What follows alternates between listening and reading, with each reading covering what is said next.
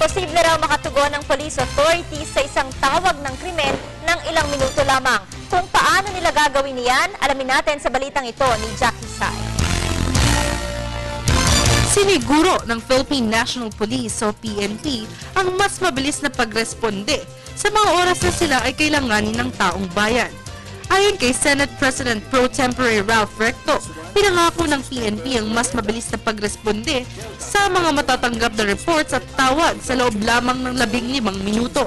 Ang kasiguraduhan sa PNP ay sinabayan ng budget proposal para sa taong 2014, kung saan madadagdagan ng 25% ang mga sasakyang gagamitin ng mga kapulisan.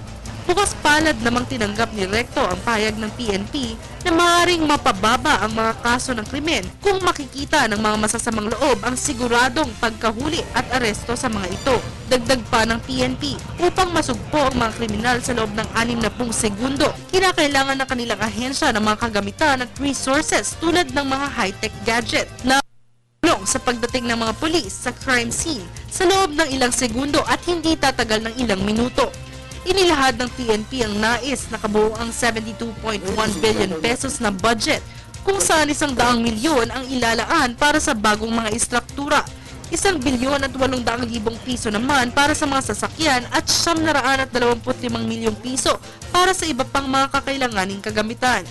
Sa ilalim ng proposed budget ng PNP, ipinangako rin ng mga ito ang mabilisang paghahanap at paghuli sa most wanted criminals sa bansa. Ayon pa kay Recto, pinapangako rin ng PNP ang pagtugis at pag-aresto sa 5% ng most wanted criminals sa loob lamang ng 30 araw o isang buwan ng pag-issue ng korte ng warrant of arrest. Siniguro rin ng iba't ibang ahensya ng gobyerno ang magandang performance sa kanilang mga ahensya kung maipapatupad ang proposed 2.268 trillion national budget sa taong 2014. Para sa Telebisyon ng Bayan, Jackie Sai.